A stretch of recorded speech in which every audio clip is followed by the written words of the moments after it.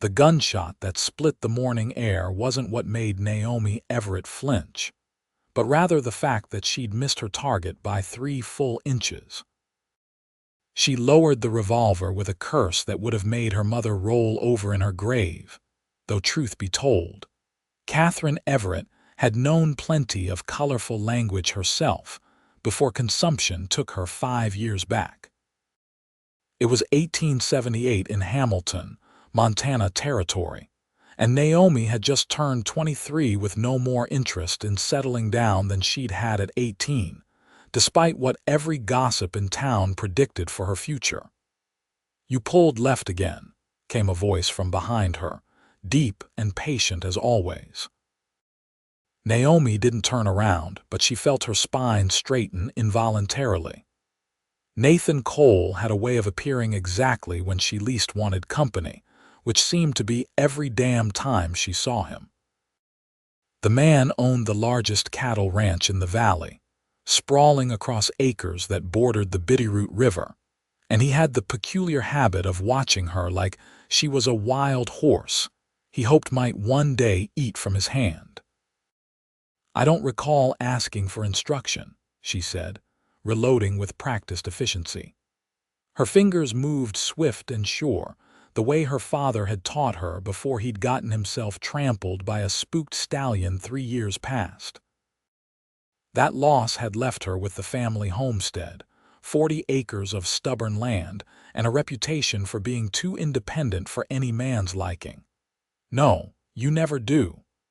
Nathan's boots crunched on the dried grass as he moved closer, though he kept a respectful distance. He always did. "Saw smoke from your chimney wasn't drawing right yesterday. Thought you might need help with the flu. Fixed it myself." She aimed again, steadying her breath the way she'd learned. This time the bottle exploded in a satisfying shower of glass. "See, just needed to concentrate without commentary." She holstered the gun and finally turned to face him. Nathan Cole was 30 years old, tall and lean with the kind of strength that came from actual work rather than saloon brawling. His dark hair needed cutting, and his gray eyes held that same patient expression they always did, like he had all the time in the world and intended to spend it waiting for her to stop running from something she couldn't quite name. "Town social is Saturday," he said, hat in his hands now, fingers working the brim. "Thought you might want to go. With you, I'd be honored to escort you. Then you'll be disappointed. I'm not going." Naomi bent to gather her remaining bottles, settling them in the leather satchel she'd slung over her shoulder. "Mrs. Patterson throws those things specifically so she can parade every eligible woman past every eligible man like we're breeding stock at auction. I've got better uses for my Saturday." "Such as?" "Such as none of your concern, Nathan Cole." But she softened it with half a smile because he didn't deserve her sharpness. He'd never been anything but kind, never pushed harder than a gentle question, never made her feel like she owed him something for his attention. That almost made it worse somehow. "I appreciate the offer, truly, but you do better to ask someone who's actually interested in being asked. Maybe I'm not interested in asking anyone else." His voice stayed level, but something flickered in those gray eyes. "Maybe I'm content to wait until you're ready for company you didn't know you wanted. I might never be ready. What then? Then I'll have spent my time wanting someone worth wanting. Can't call that wasted." He settled his hat back on his head, tipped it to her in that old-fashioned way he had. "Your fence line near the creek is looking weak where it meets my property. Storm last week probably loosened the posts. I could ride over tomorrow, help shore it up. I can manage my own fence line. Never said you couldn't. Offer stands regardless." He turned to leave, then paused. "Naomi." "What?" "That left pull you've got. It's not your aim that's off. Your revolver's grip is loose. Needs tightening or you'll keep compensating wrong." He touched his hat brim again and walked back toward his horse. A sturdy bay gelding waiting patiently by the split rail fence that marked where her property ended and his began. Naomi watched him mount up with easy grace, irritation, and something uncomfortably close to affection warring in her chest. She pulled her revolver and checked the grip. Damn the man, but he was right. The screw had worked loose. She'd fix it herself, though, just like she fixed everything else. That was the point. That was the whole entire point of her life since her parents died. She didn't need saving, didn't need help, and certainly didn't need some patient rancher thinking he could wait her out like she was a siege fortress that would eventually open its gates. The problem was that Nathan Cole never acted like he was laying siege. He acted like he was simply there, solid as the mountains, ready if she needed him but content either way. It was infuriating. She rode back to her homestead as the sun climbed higher, turning the Montana sky that particular shade of blue that existed nowhere else on Earth. Her property wasn't much compared to Nathan's sprawling ranch, but it was hers. The cabin her father had built, the small barn that housed her 2 horses and handful of chickens, the vegetable garden she coaxed into productivity each summer, the 40 acres of grassland that could support maybe a dozen cattle if she ever scraped together the money to buy them. She'd been making do with odd jobs, selling eggs in town, taking and sewing work though she hated every stitch. Pride was expensive, and some days she wondered if she could actually afford it. Margaret Hayes was waiting on the porch when Naomi arrived, which meant town gossip had reached critical mass again. Margaret ran the general store with her husband Thomas, and she had a good heart underneath her tendency to collect information like some women collected porcelain figurines. "Don't you look like trouble?" Margaret called out, eyeing the gun belt Naomi wore. "Been terrorizing bottles again. Someone has to keep them in line." Naomi dismounted, leading her mare toward the barn.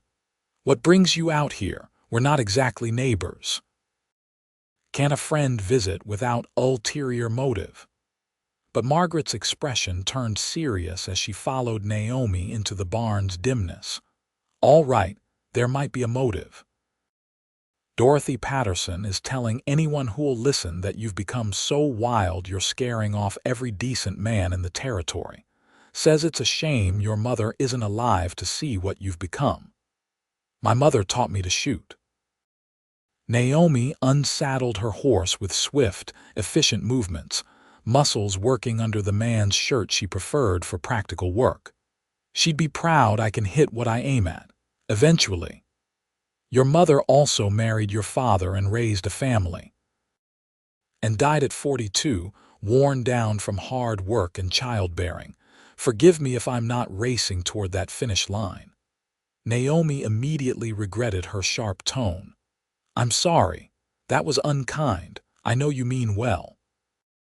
"I do mean well, which is why I'm going to keep talking even though you're looking at me like you looked at those bottles." Margaret leaned against the stall door, her plump face earnest under her bonnet. "I'm not saying you need to marry. Lord knows there are worse things than staying unmarried. But pushing away every offer of friendship or help, that's not strength, Naomi, that's fear. I'm not afraid." "No. Then why do you act like Nathan Cole offering to fix your fence is the same as him trying to put a bridle on you? Because that's what marriage is for women. A bridle and saddle." "Not for everyone. My Thomas doesn't treat me like livestock." "Your Thomas is 1 in 1,000. Naomi finished with her horse, gave the mare fresh water and a small portion of oats she could barely afford. "And even so, you gave up your teaching position when you married him. You went from shaping young minds to counting inventory and making sure the store cat doesn't sleep in the flour sacks.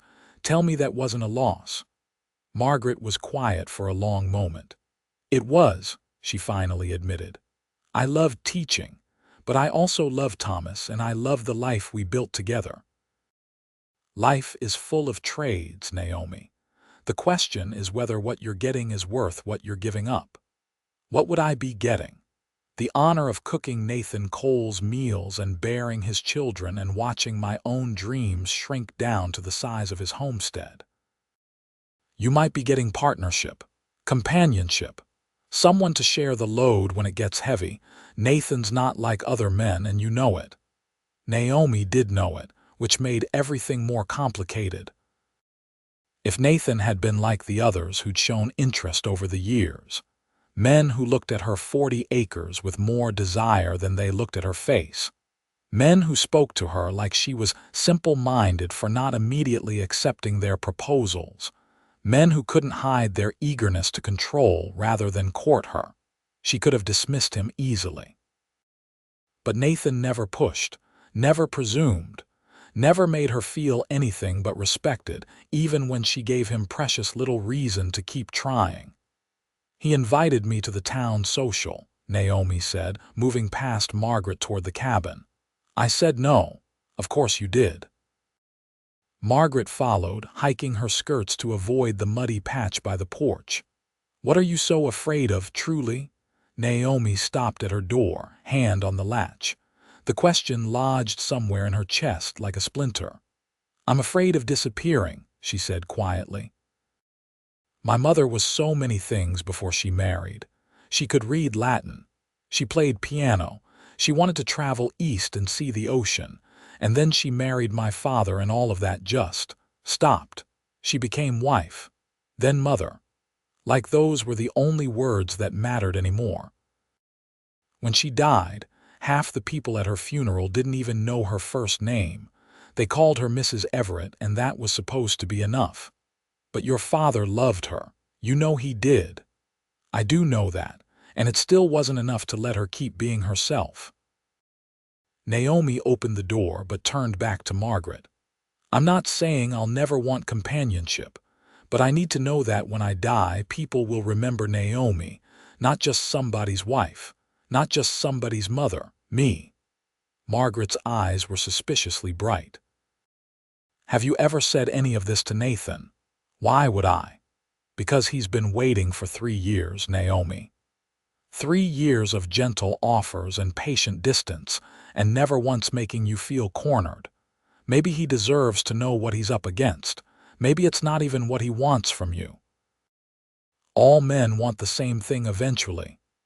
Then test that theory. Talk to him. Let him surprise you or prove you right, but at least give him the chance to show you which it'll be. Margaret adjusted her bonnet, preparing to leave. Town social is Saturday. I'm not saying you should go with Nathan. But maybe you should go and actually let yourself enjoy something for once. Let yourself be part of the community instead of always standing outside it. After Margaret left, Naomi spent the afternoon working on fence repairs, digging post holes with a fury that had more to do with confusion than anger. The sun beat down mercilessly, and by evening her hands were blistered despite her gloves. She sat on the porch as darkness fell, listening to the coyotes start their nightly songs in the hills. Her parents had built this cabin together, her mother insisting on helping lift beams and hammer nails even while pregnant with Naomi. She'd been a force of nature, Naomi Everett. But somewhere along the way, that force had been channeled into narrower and narrower courses, until it powered only the domestic machinery expected of frontier wives. Naomi remembered her mother's hands, never still, always working. Remembered the way her eyes would go distant sometimes when the wind blew from the east, like she could smell ocean salt in the Montana air if she tried hard enough. The next morning brought surprise in the form of Nathan Cole and 2 ranch hands at her property line, tools in hand, working on the fence he'd mentioned. Naomi saw them from her window as she made coffee, and irritation flared hot and immediate. She'd specifically said she could manage her own fence. She stomped out there with her coffee still in hand, ready to tell him exactly where he could put his unsolicited help, but the words died when she got close enough to actually see what they were doing. They weren't just fixing her fence. They were incorporating her property line into a larger repair of Nathan's own fence, the one that ran between their lands.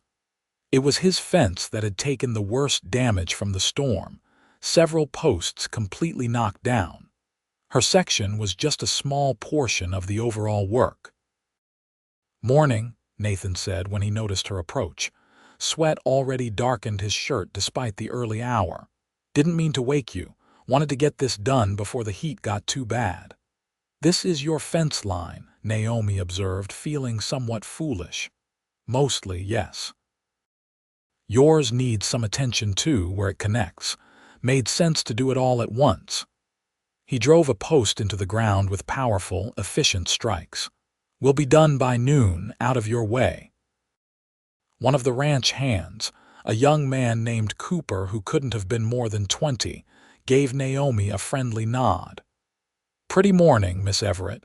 "It is," she agreed, still feeling off balance. She watched them work for a few minutes, trying to figure out if this was charity disguised as practicality or genuine practicality that happened to benefit her. With Nathan, it was always hard to tell because he never made a show of his generosity. "I've got fresh coffee," she heard herself say. "And biscuits from yesterday if you want them."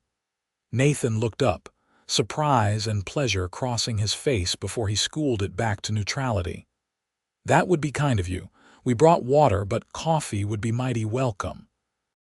She brought out the pot and a basket of biscuits, half burnt because she'd been distracted while baking them, and the three men ate and drank like she'd offered them a feast. Cooper and the other ranch hand, an older fellow named Sullivan, made easy conversation about the weather and cattle prices. Nathan mostly listened, occasionally offering a comment, his gray eyes tracking to Naomi more often than she wanted to notice. "How's your ranch managing?" she asked Nathan directly, genuinely curious despite herself. "Heard there was trouble with rustlers up north." "Some," Nathan acknowledged. "Lost maybe a dozen head last month. Could have been worse. We've increased patrols, set up a rotation with neighboring ranches to share information. Rustlers tend to move on when they realize they're being watched. You organize that, the cooperation between ranches." Seemed the practical solution. "We're all vulnerable alone. Together, less so." He met her eyes steadily. "Most problems are easier when people work together. Some people prefer to handle their own problems, and some people make problems harder than they need to be out of sheer stubbornness." But he said it gently, without judgment, and almost smiled. Not pointing fingers, just making an observation. Cooper choked on his biscuit, trying to hide a laugh. Sullivan studied the sky with sudden, intense interest. Naomi felt heat rise in her face that had nothing to do with the sun. "Your observation is noted," she said primly, gathering up the empty cups. "I'll leave you to your work." "Naomi," Nathan said, stopping her, "thank you, for the coffee and company both." The sincerity in his voice made her throat tight. "You're welcome." She retreated to her cabin but found herself watching from the window as they finished the repairs. Nathan worked with the same patient efficiency he brought to everything, never rushed, but never wasting motion either. He was good to his men, she noticed. Treated them like partners rather than servants. When Cooper's hammer slipped and he cursed, Nathan just handed him his own hammer without comment. When Sullivan needed a break, Nathan simply worked harder to take up the slack. This was leadership without ego, and it was rarer than gold in Naomi's experience. By noon they were finished, the fence line solid and straight, better than it had been even before the storm. Nathan sent his men ahead while he stopped by the cabin to return the coffee pot she'd left outside. She met him at the door, wiping flour from her hands because she'd been attempting bread with mixed results. "Thank you," she said before he could speak. "For the fence. I know my section was smaller, but I appreciate you including it in the repairs. Happy to help." He handed over the pot, fingers brushing hers accidentally. The contact lasted barely a second, but it sent an unexpected jolt up her arm. From his expression, he'd felt it too. "Naomi, can I ask you something?" "You can ask. Can't promise I'll answer." "Fair enough." He shifted his weight, the first uncertain movement she'd ever seen from him. "Why do you pull away every time someone gets close? Not just from me, from everyone. You've lived here your whole life, but you hold yourself apart like you're just passing through." The question was too honest to deflect with her usual sarcasm. "I'm not pulling away, I'm holding on." "To what?" "To myself." She set the coffee pot down, wrapped her arms around her middle. "Every woman I know has disappeared into someone else's life. Wife, mother, helpmate. Those aren't bad things, but they're not the only things, and too often they become the only things that matter. I won't let that happen to me." "What if it didn't have to?" Nathan took a half step closer, still respecting her space but closing the distance between them incrementally, the way he did everything. "What if you could be a wife and still be Naomi Everett? What if you could be a mother and still be yourself? That's a pretty fantasy. It's a reality if you choose the right partner." His gray eyes held hers with uncomfortable intensity. "I'm not asking you to marry me, not today, but I am asking you to consider that maybe what you're afraid of and what I'm offering aren't the same thing." "And what are you offering, Nathan Cole?" "Partnership. Honest partnership, where we both keep being ourselves but do it together. Where your dreams matter as much as mine. Where your name stays your name if that's what you want." He paused, seeming to measure his next words carefully. "I've watched you for 3 years, Naomi. Watched you fight and struggle and refuse help even when you needed it because you're so determined to prove you don't need anyone. And you're right. You don't need me or anyone else to survive. But maybe, if you let yourself, you could want someone. There's a difference between need and wanting isn't weakness." Her heart hammered against her ribs. "You don't know me well enough to want me. I know you're the first one to help when someone's truly in trouble, even though you pretend you don't care. I know you can outshoot most men in the territory. I know you read books by lamplight until late at night because I can see your light from my property. And I know you're stubborn as a mule and twice as ornery when you're scared." He smiled then, soft and genuine. "I know enough. And I'd like to know more if you'd ever let me close enough to learn it." Naomi's throat had gone tight. "The town social. Saturday. What time?" Surprise and hope flooded his expression. 7 o'clock. I could pick you up at 6:30. I'll meet you there. I'm not ready for the whole town watching you collect me like I'm your property." "Fair enough." He touched his hat brim, that familiar gesture she'd seen 100 times. "I'll see you there." He left, and Naomi sank down onto her porch steps, shaking slightly. What had she just done? Agreed to attend a social with Nathan Cole. That's what. Given hope to a man she'd been holding at arm's length for 3 years. Opened a door she'd kept firmly locked because she'd been terrified of what might happen if she let anyone through it. The next few days passed in a blur of anxiety and anticipation that Naomi refused to name. She threw herself into work, mending harnesses that didn't really need mending, reorganizing her tack room, riding her fence line 3 times to check for problems that didn't exist. Margaret stopped by on Friday with a dress she claimed didn't fit anymore, though they both knew it had never been Margaret's size. "Before you argue," Margaret said, holding up the blue calico, "this was my sister's, and she's back east now with no use for practical dresses. It'll fit you perfectly and you'll look lovely in it. I have dresses. You have 2 dresses and they're both older than Montana's statehood." Margaret thrust the calico into Naomi's hands. "Just try it for me." Naomi tried it that evening after Margaret left and stared at herself in the small mirror with something approaching shock. She'd worn trousers and work shirts so long that she'd almost forgotten what she looked like in proper feminine clothing. The blue brought out the color of her eyes. The cut emphasized that she had a figure under all those practical layers. She looked like a woman instead of a frontier workhorse, and the transformation was unsettling. Saturday arrived with clear skies and unseasonable warmth.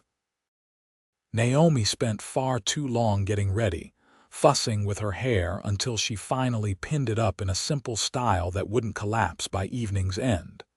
She felt ridiculous and nervous and excited in equal measure, which only made her more irritable. This was just a town social. She'd been to dozens of them over the years. The only difference was that tonight she'd be going to meet someone instead of going to avoid everyone, and that difference felt enormous. She rode into Hamilton as the sun started its descent, painting the mountains gold and crimson.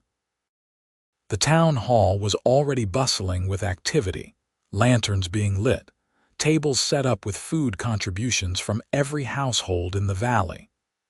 Music drifted out through the open doors, fiddle and guitar tuning up. Half the town would be here tonight, all dressed in their finest, ready to eat and dance and gossip until the small hours of morning. Nathan was waiting outside, and the way his face changed when he saw her approach made her breath catch. He wore a clean shirt and vest, his dark hair still damp from washing, and he looked at her like she'd just ridden down from heaven rather than in from a dusty homestead. "Naomi," he said, and just her name held volumes. "You look beautiful. Don't get used to it. Tomorrow I'll be back in trousers and covered in barn muck." But she couldn't help smiling. "You clean up fairly well yourself." He offered his arm with that old-fashioned courtesy that should have seemed affected but somehow wasn't. "May I?" She hesitated only briefly before taking his arm, acutely aware of the solid warmth of him even through layers of fabric. They walked in together, and she felt every eye in the place turn to watch. The gossip mill would be grinding overtime tonight. Naomi Everett, the woman everyone said would never settle down, attending a social on Nathan Cole's arm. This would fuel speculation for months. "Ignore them," Nathan murmured, guiding her toward the refreshment table. "They'll find something else to talk about in 5 minutes." But Naomi found she didn't entirely mind the attention.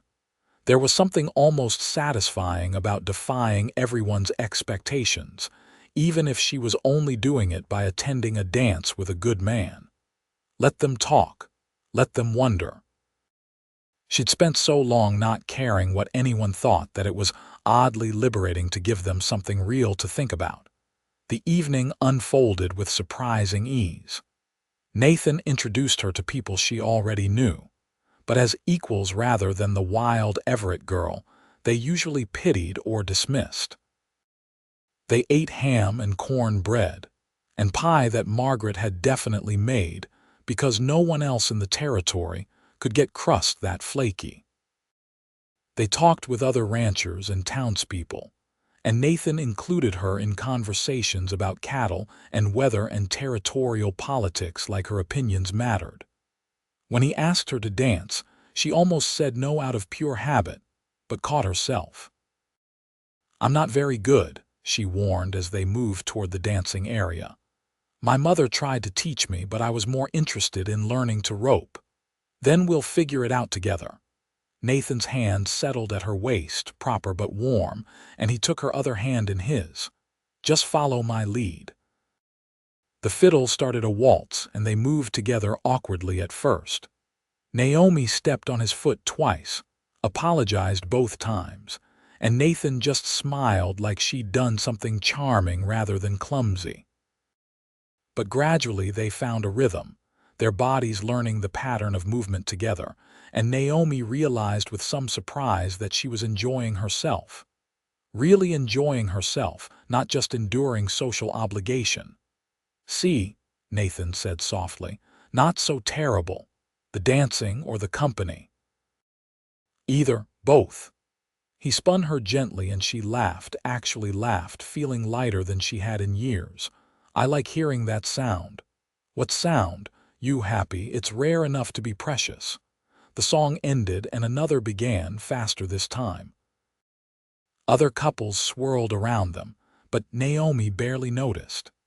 She was too aware of Nathan's hand at her back, the way he looked at her like she was the only person in the room, the strange flutter in her chest that felt dangerously like hope. They danced 3 more songs before taking a break, stepping outside into the cool night air. The stars overhead were brilliant, unobscured by city lights that didn't exist out here on the frontier. Naomi leaned against the porch railing, breathing in the scent of pine and earth and distant wood smoke. "Thank you for coming tonight," Nathan said, standing beside her but not crowding. "I know it wasn't easy for you." "It was easier than I expected." She glanced at him. "You're easy to be with." "That's unsettling." "Why unsettling?" "Because easy feels dangerous, like I might forget to keep my guard up." "Would that be so terrible, forgetting to guard yourself against someone who has no intention of hurting you?" He turned to face her fully. "Naomi, I need you to understand something. I'm not trying to tame you or change you or make you into something you're not. I like who you are. The stubbornness, the independence, the fierce way you protect yourself. I'm not asking you to give up any of that." "Then what are you asking? For a chance?" "A real chance, not just stolen moments when you're too tired to run away. Let me court you properly. Let me show you that partnership doesn't have to mean losing yourself." He reached out slowly, giving her time to pull away and tucked a loose strand of hair behind her ear. "Let yourself want this." "Want me? I promise you won't disappear." Naomi's heart hammered so hard she was sure he could hear it. Every instinct screamed at her to retreat, to protect herself, to push him away before he got too close. But underneath, the fear was something else, something that had been growing quietly for 3 years while she'd been too stubborn to acknowledge it. Want. Desire. Longing for connection she denied herself because she'd been so convinced that connection meant surrender. "I'm terrified," she whispered. "I know." His hand cupped her cheek gently. "But you're also brave.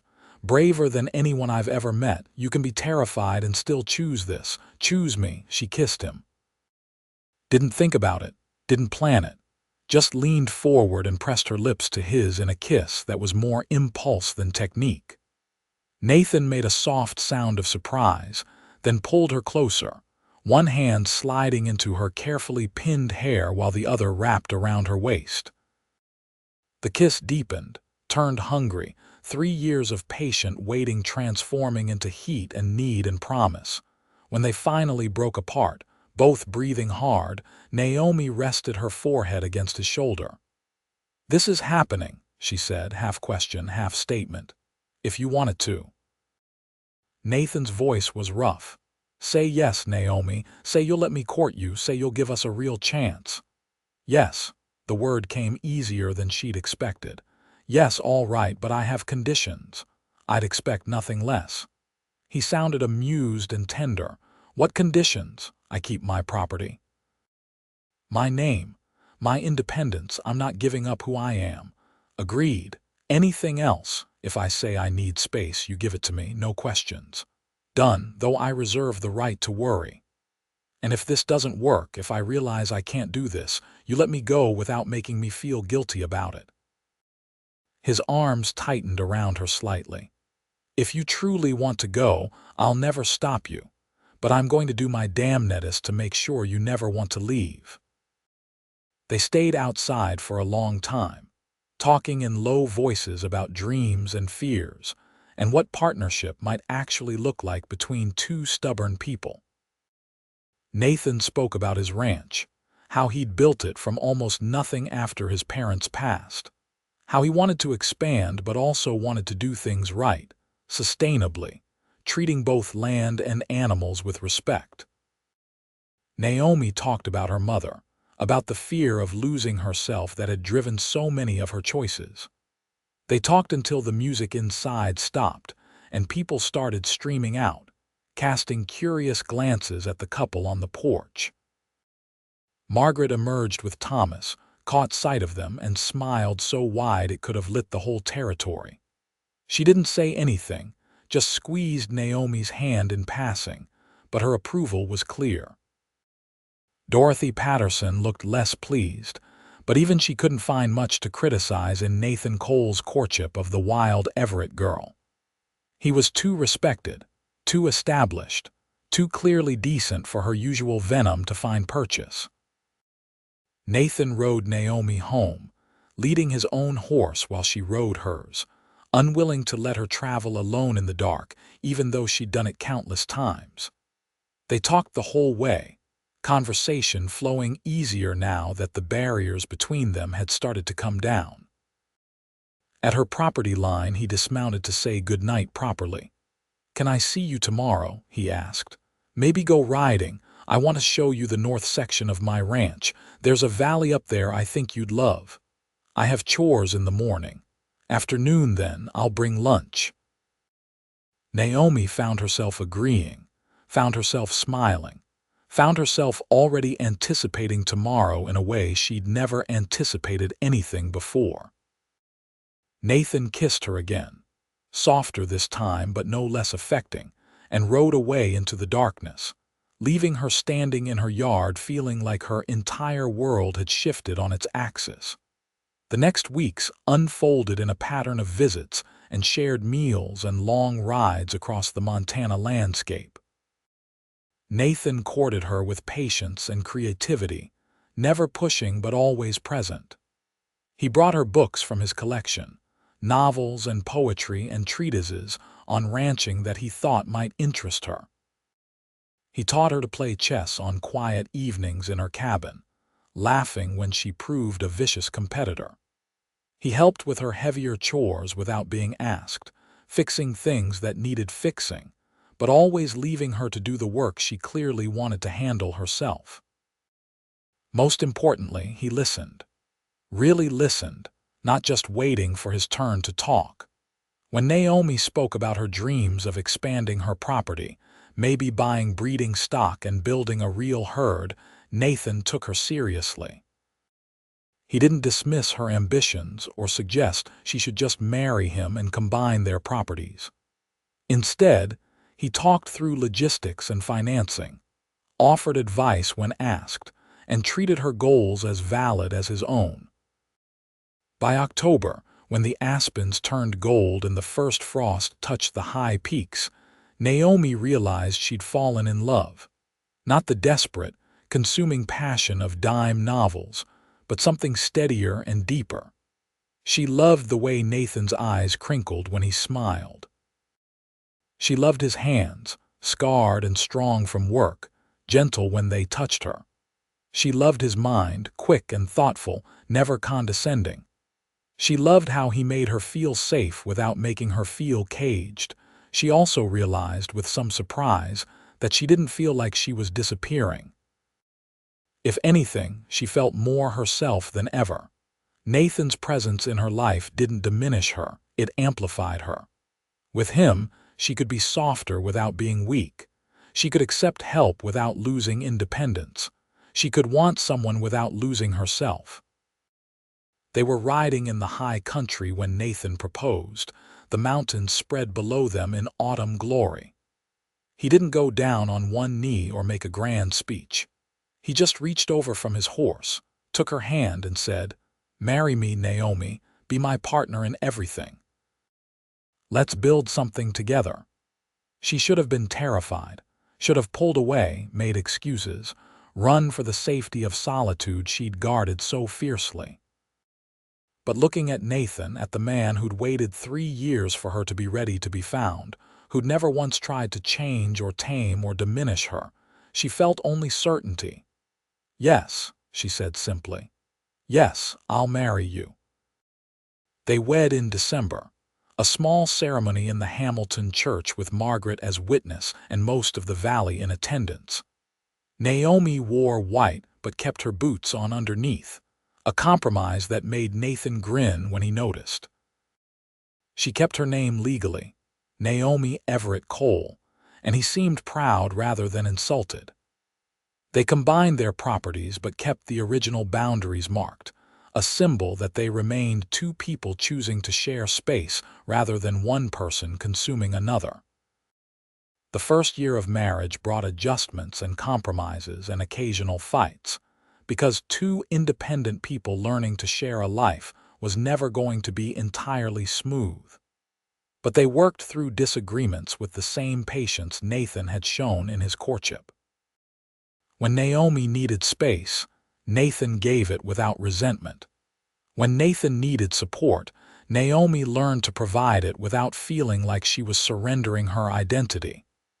They built a partnership that honored both of them, neither subsuming the other. Naomi kept working her land, kept wearing trousers when it made sense, kept shooting bottles when she needed to clear her head. But now there was someone to come home to, someone who made dinner on nights when she was exhausted, someone who wrapped strong arms around her and made her feel cherished without making her feel owned. She'd been so wrong about what marriage had to be. Or maybe she'd been right about what marriage often was, but had found the exception that proved the rule. By their second spring together, the combined ranch had flourished in ways neither could have managed alone. Nathan's business acumen and Naomi's work ethic proved a potent combination. They expanded the herd, improved the grazing land, even hired 2 more ranch hands to help manage the increased workload. Naomi's original homestead became a secondary operation focused on horse breeding, something she'd always wanted to try. Nathan encouraged the venture, helped build better facilities, and treated her successes as their successes without claiming credit for her work. In August of 1880, Naomi discovered she was pregnant. The news brought complicated emotions. Part of her thrilled at the idea of creating life with the man she loved. Part of her feared becoming her mother, losing herself to the endless demands of child rearing. Nathan sensed her ambivalence immediately. "Talk to me," he said that evening as they sat on the porch watching the sun set. "What are you feeling?" "Scared," she admitted. "Happy but scared. What if I'm not ready? What if having a child changes everything we've built?" "It will change things," Nathan said honestly. "How could it not? But change doesn't have to mean loss. We'll figure it out together, same as we've figured out everything else." He took her hand. "And Naomi, you're going to be an incredible mother, strong and fierce and honest. Our child will be lucky to have you. What if I resent them? What if I look at this baby and see the end of my freedom? Then we'll work through that too. There's no rule that says mothers have to be only mothers. You'll still be you, still be the woman who outshoot most men and runs her own breeding operation and won't let anyone push her around. You'll just also be someone's mother. One more thing, you are not the only thing." He kissed her forehead. "I promise you we'll make this work. We'll hire help if we need it. We'll share all the work, not just the cute parts. You won't disappear. I won't let you." The pregnancy progressed through fall and into winter, and true to his word, Nathan adjusted everything to make sure Naomi could keep being herself. When she wanted to keep working, he supported it within reason. When she needed rest, he took over without complaint. When she had moments of panic about losing her identity, he talked her through them with patience and reassurance.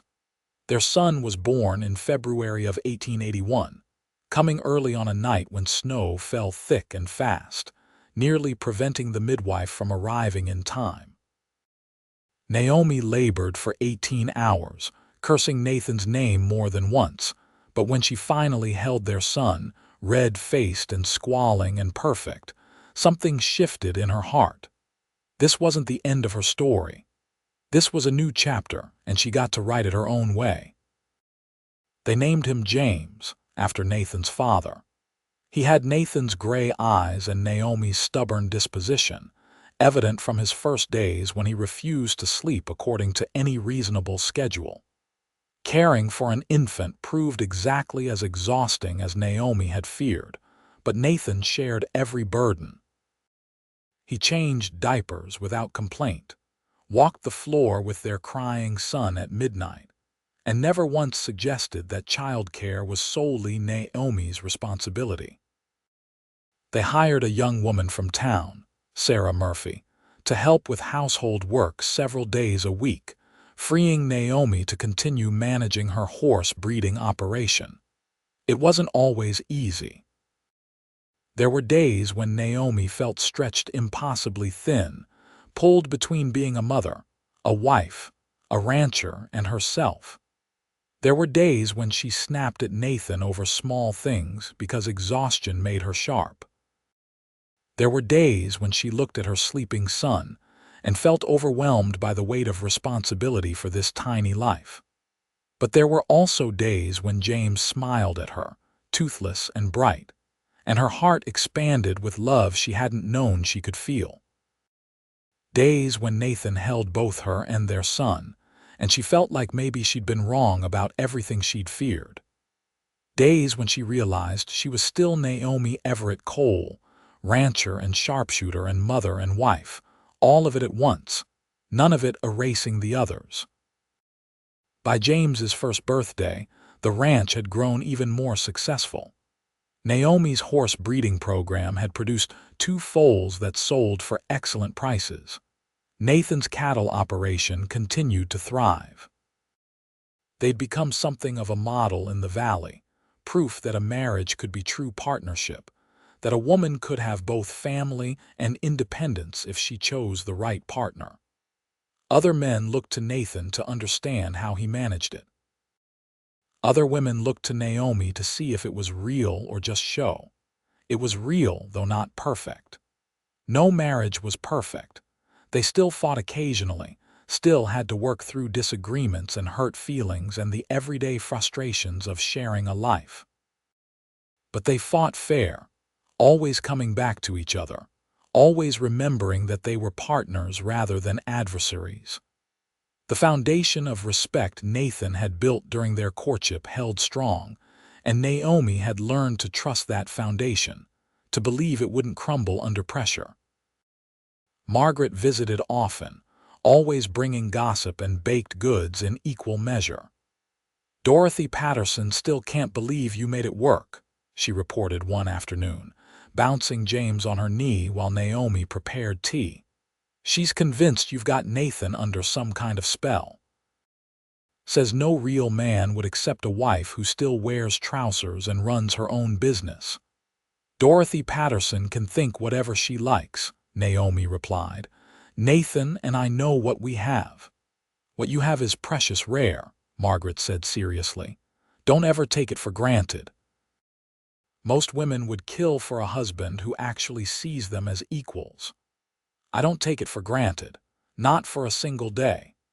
Naomi glanced out the window to where Nathan was working with one of the new ranch hands, demonstrating proper roping technique with infinite patience. "I was so convinced that love meant losing myself, but Nathan showed me it could mean finding myself instead, finding the version of myself I never knew I could be." That evening, after James was asleep and the ranch was quiet, Naomi and Nathan sat together on the porch as they often did. The spring of 1882 had arrived with warmth and wildflowers, painting the valley in shades of green and gold.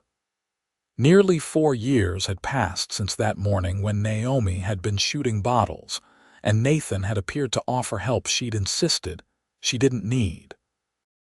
"Do you remember when you told me I was afraid?" Naomi asked, leaning against Nathan's shoulder. "That day you fixed the fence, I remember." His arm came around her solid and sure. "Was I right, completely? I was terrified. Terrified of wanting someone, of needing someone, of becoming someone's wife instead of just being myself." She tilted her head to look at him.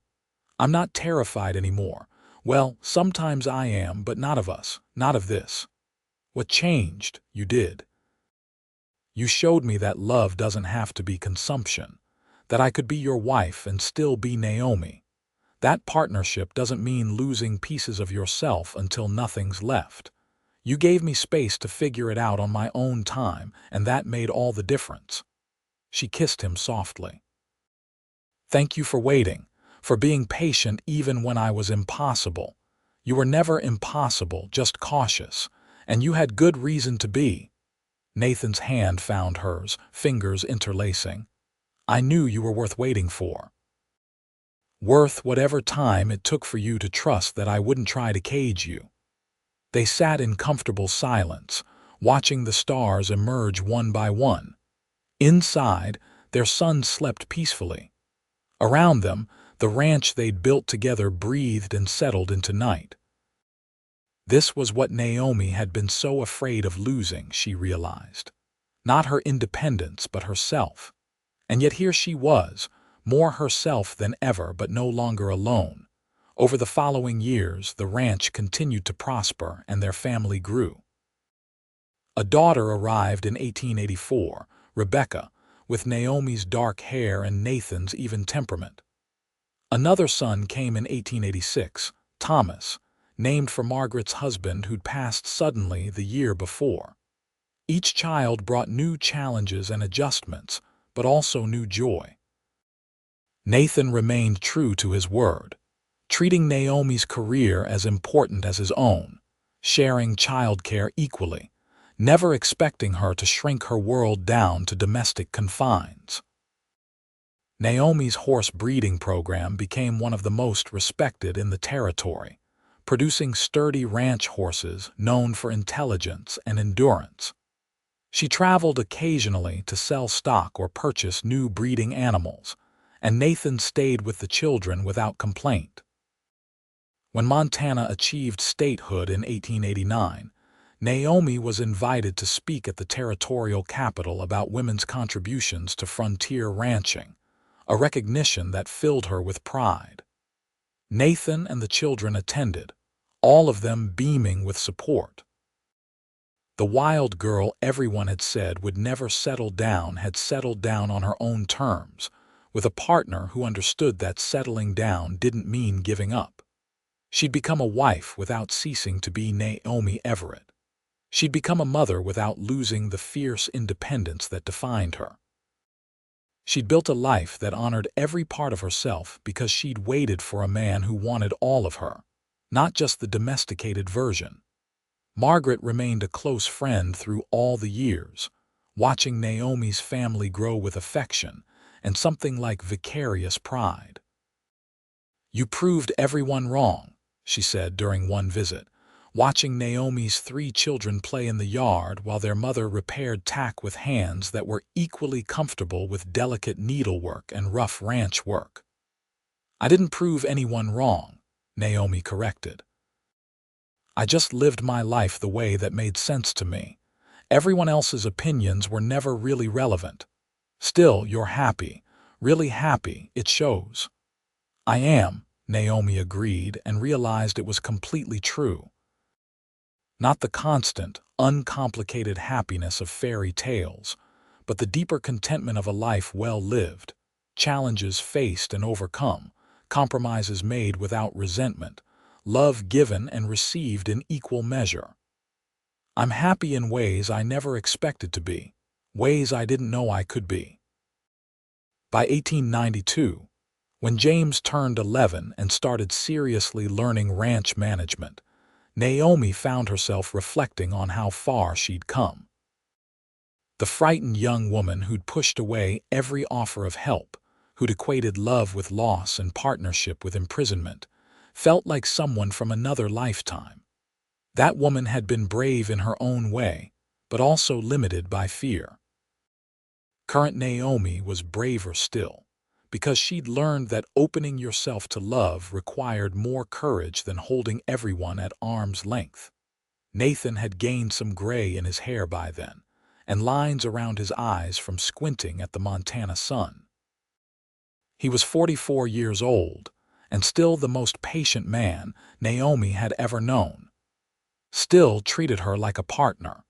Still made her feel seen and valued in ways that had nothing to do with cooking his meals or bearing his children. still looked at her across the dinner table like she was the best thing that had ever happened to him. On their 10th wedding anniversary, Nathan gave Naomi a gift that made her cry. Not jewelry or clothing, but the deed to her original 40 acres, legally and solely in her name.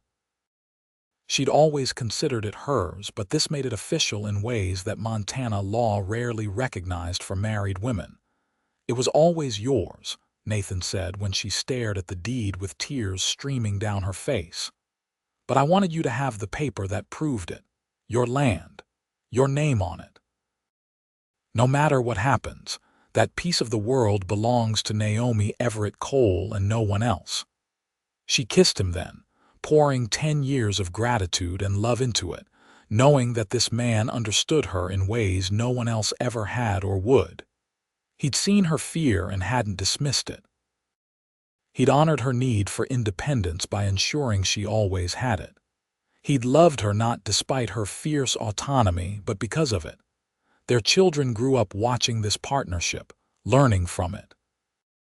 James became a thoughtful young man who treated women with respect because he'd seen his father treat his mother as an equal. Rebecca showed her mother's independence and her father's patience, already declaring at 8 years old that she'd run her own ranch someday. Thomas, the youngest, had inherited everyone's stubbornness and was learning to channel it productively. They were good children who would become good adults, shaped by parents who'd shown them that love could be both passionate and respectful, that marriage could be partnership, that strength came in many forms. The ranch itself had become something remarkable, a true collaboration that showcased both Nathan's and Naomi's strengths. The cattle operation provided steady income. The horse breeding program added prestige and additional profit. They'd purchased adjacent land from retiring neighbors, expanding their holdings to nearly 500 acres. They employed 6 full-time ranch hands, treated well and paid fairly, creating loyalty that made the operation run smoothly. In 1895, when Naomi turned 40, Nathan threw her a surprise party that brought together everyone from the valley. Margaret was there, older and softer around the edges but still full of gossip and love. The ranch hands attended, bringing their families. Neighboring ranchers came to pay respects to a woman they'd learned to treat as an equal. Even Dorothy Patterson showed up, grudgingly admitting that perhaps she'd been wrong about Naomi Everett never settling down. "You did settle," Dorothy said, nursing Punch and watching Naomi laugh with a group of ranchers. "Just not the way anyone expected." "That's because you all expected her to diminish herself," Margaret replied, "to become smaller so some man could feel bigger." Nathan was smart enough to know that wasn't what he wanted. Nathan Cole is an unusual man. "And thank God for that," Margaret said firmly. Otherwise, Naomi might still be alone out there, shooting bottles and refusing help she sometimes needed, too scared of losing herself to ever find happiness. Naomi overheard this conversation and smiled but didn't comment. She knew the truth of her own journey. Knew that Nathan hadn't rescued her from solitude or tamed her wildness. He'd simply waited, patient and steady, until she was ready to be found. Ready to accept that wanting someone's presence in her life didn't mean losing her own presence in the world. Ready to believe that she could be both independent and partnered, both fierce and tender, both Naomi Everett and Nathan Cole's wife.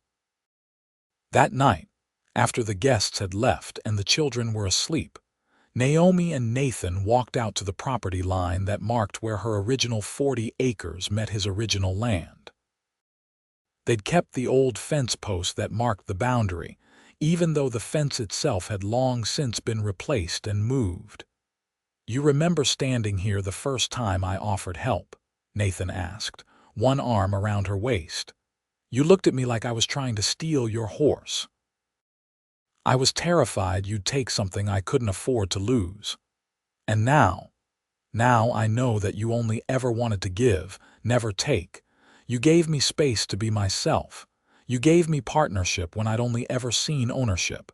You gave me patience when I was prickly and difficult. You gave me time to understand that love didn't have to mean loss. She turned to face him fully. You gave me everything, Nathan. Everything I needed to become who I was meant to be. You were always who you were meant to be, he corrected gently. I just recognized it and waited for you to trust me with it. They kissed under the Montana stars, two people who'd chosen each other fully and completely, who'd built a life that honored both their strengths. Behind them stood the ranch they'd created together. Inside the house slept children they were raising to believe in possibility and partnership. Around them stretched land they'd worked side by side to improve and protect. The years continued their steady march. James grew into a confident young man and eventually took a wife of his own, a rancher's daughter from the next valley who matched him in both stubbornness and competence. Rebecca proved as good as her word, starting her own small ranch operation at 20 with her parents' support, and a loan she insisted on paying back. Thomas found his calling not in ranching but in law, heading east for education but promising to return and help Montana navigate its future as a state. Nathan and Naomi grew older together, gray-haired and weather-worn but still strong, still partners in every sense that mattered. They passed their 60th birthdays, then 65th, moving into the new century with 3 grown children, eventually 7 grandchildren, and a legacy that extended far beyond their property lines. Other ranchers and farmers throughout Montana spoke of the Cole Ranch as a model of what partnership could achieve. Young women facing marriage proposals looked to Naomi Everett Cole as proof that they didn't have to choose between love and selfhood. Young men looked to Nathan Cole to understand that respecting a woman's autonomy didn't diminish masculinity, but enhanced it. Together, they'd helped shift the culture of an entire region, one patient choice at a time. In the summer of 1908, on the porch where they'd spent countless evenings, Naomi and Nathan sat together watching the sun set over mountains they'd seen painted in every season for 30 years. Nathan was 60, Naomi 53, and the life they'd built together stretched around them in all directions. "You ever regret it?" Nathan asked, hand finding hers with the ease of long habit. "Giving me that chance all those years ago?" "Never. Not once. Not even on the hard days." Naomi squeezed his hand. "You proved me wrong about everything I thought I knew about love and marriage. You showed me I could have both independence and partnership. You waited until I was ready to be found, and then you spent 30 years making sure I never regretted being found. Best 30 years of my life, mine too, though I was pretty disagreeable for some of them." "You were spirited," Nathan corrected with a smile. "Still are. I hope you never lose that." She wouldn't, they both knew. Even at 53, Naomi Everett Cole could still outride most ranch hands. Still ran her horse breeding program with shrewd efficiency. Still wore trousers when she worked and spoke her mind in business meetings and refused to diminish herself for anyone's comfort. But now, she did all of it secure in the knowledge that being strong didn't require being alone. That she could be fierce and also be loved. That the right partner enhanced rather than diminished. They sat together as the sky turned colors found nowhere else in the world, this patient rancher and the wild woman he'd waited for. Around them, the ranch breathed with the life they'd created together, legacy measured not in acres or cattle but in the example they'd set. That love could be partnership. That strength came in many forms. That sometimes the bravest thing a person could do was let themselves be found by someone worthy of finding them. Years turned to decades, and the Cole Ranch, continued to thrive under the management of their children and grandchildren.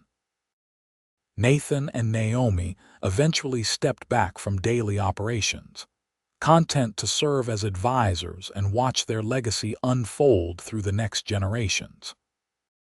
They'd done what they'd set out to do so many years ago, built something together that honored both their strengths, raised children who understood the value of partnership and respect, created a life that proved love didn't require surrender. On a clear October morning in 1920, Naomi Everett Cole woke to find her husband of 38 years sleeping peacefully beside her. Nathan was 72, she was 65, and their bodies showed every year of hard work and good living. But when he woke and smiled at her, she saw the same patient man who'd waited 3 years for her to trust him with her heart. The same steady presence who'd proven that partnership could mean expansion rather than limitation. The same love that had transformed her understanding of what was possible. They rose together and went about their day, moving with the practiced ease of two people who'd spent nearly 4 decades learning each other's rhythms.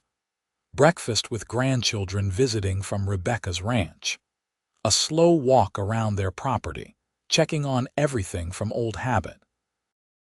Sitting together on the porch as afternoon faded to evening, hands intertwined, comfortable silence stretching between them because they'd long since said everything that needed saying. This was what Naomi had almost refused. This partnership, this companionship, this deep abiding love that had only grown stronger with time. She'd been so afraid of disappearing that she'd almost denied herself the chance to truly be found. Thank God for Nathan's patience. Thank God he'd seen her fear for what it was and waited until she could see past it. Thank God he'd known that some things were worth waiting for, and that she was one of them.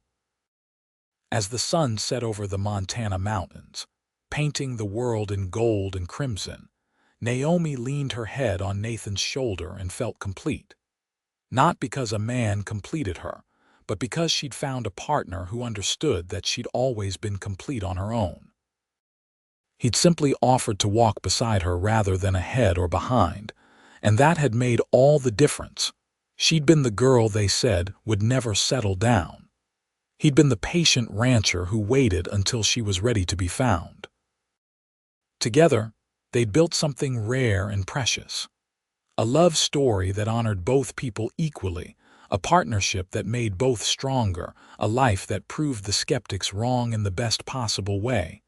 And in the end, that was all anyone could hope for.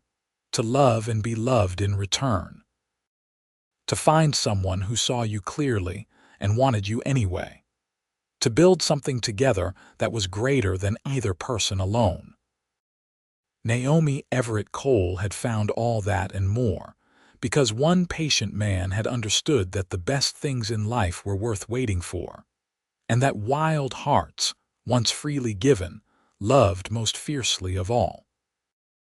The story of their love spread through Montana and beyond, becoming one of those tales that people told to prove that happy endings existed outside of storybooks. Children grew up hearing about the independent rancher woman and the patient man who'd loved her. Young couples modeled their own marriages on the partnership Nathan and Naomi had demonstrated. The Cole Ranch became a symbol not just of successful ranching, but of what was possible when two people chose to honor each other completely. Nathan passed peacefully in his sleep in the winter of 1925, at 77 years old. Naomi held his hand as his breathing slowed and stopped, whispering thanks for 38 years of partnership, for patience that had changed her life, for love that had never once demanded she be less than she was. She mourned him deeply but without regret, knowing they'd used their time together well, that they'd built something lasting, that their love story would outlive them both. She lived another 7 years, dying at 72 in the same house Nathan had built, surrounded by children, grandchildren, and great-grandchildren who carried forward the legacy of respect and partnership their grandparents had modeled. In her final days, she spoke often of Nathan, of how he'd waited for her, of how he'd proven that love could be freedom instead of constraint, how he'd changed not just her life, but her understanding of what life could be. They were buried side by side on a hill overlooking the ranch they'd built together, two graves marked with simple stones that bore their names: Nathan Cole, beloved husband and father; Naomi Everett Cole, beloved wife and mother. But those who'd known them understood that the stones told only part of the story. The real story was written in the land they'd worked, the children they'd raised, the example they'd set, and the love that had proven stronger than fear, patient enough to wait, and true enough to last long after both of them had gone. The wild girl who'd been so afraid of losing herself had instead found herself in the reflection of patient gray eyes. The rancher who'd waited 3 years for her to be ready had been rewarded with a lifetime of fierce love and true partnership.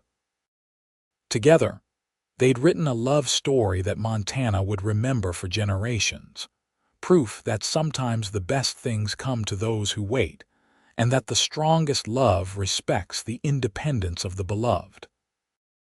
Their great-granddaughter, named Naomi in honor of the grandmother she'd never met, would eventually inherit the original 40 acres and the story that went with it. She'd tell her own children about the woman who'd been afraid to settle down, and the man who'd understood that some horses are meant to run free, but given the right partner, might choose to run alongside someone rather than alone.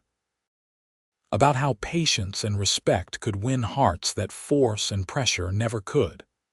About how real love enhances rather than diminishes, and how partnership, when done right, makes both people better versions of themselves. The Cole Ranch continued into the 20th century and beyond, a testament to what two people could build when they honored each other's strengths. The land flourished under the care of descendants who'd learned from Nathan and Naomi's example. The horse breeding program Naomi had started continued to produce some of the finest ranch horses in Montana. The values of partnership and mutual respect that had defined Nathan and Naomi's marriage echoed through every generation that followed. And sometimes, on quiet evenings when the wind blew from the mountains and the stars hung brilliant overhead, those who lived on the old Cole Ranch swore they could feel the presence of the original builders, the patient rancher and the wild woman who'd finally allowed herself to be found. Still together, still partners, still proof that some love stories transcend time itself, becoming legend and legacy in equal measure. They'd said she'd never settle down, those gossiping townspeople who thought they understood what Naomi Everett needed. They'd been right, in a way.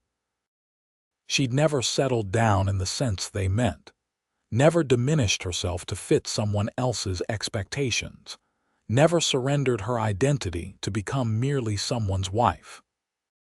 But she had settled in another sense entirely, had found her place beside a partner who understood that settling down didn't mean giving up, had discovered that the right kind of love felt like coming home rather than being caged, and the patient rancher who'd waited.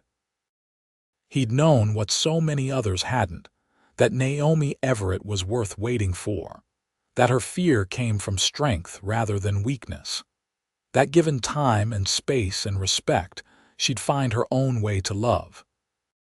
Nathan Cole's patience hadn't been passive.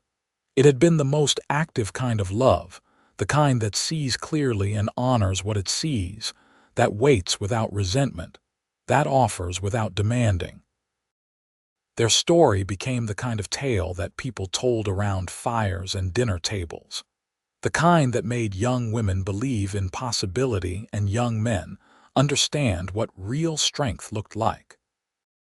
It was a story about fear, overcome, and trust earned, about independence maintained within partnership, about two stubborn people finding a way to honor both themselves and each other.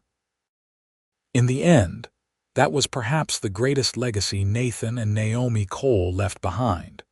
Proof that love didn't have to be conquest or surrender, that marriage could be partnership between equals, that the wildest hearts, once freely given, often loved most truly.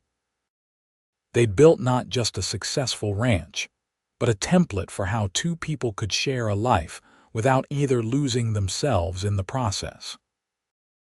The Montana wind still blows across the land they worked together, carrying whispers of a love story that refused to follow conventional paths, but blazed its own trail instead. The mountains still stand watch over acres they improved and cherished. The house they shared, expanded and updated but fundamentally unchanged, still shelters descendants who carry forward their values. And somewhere in the vast Montana sky, perhaps two spirits still ride together, the patient rancher and the woman who'd been brave enough to let herself be found, forever partners in the great adventure of truly equal love.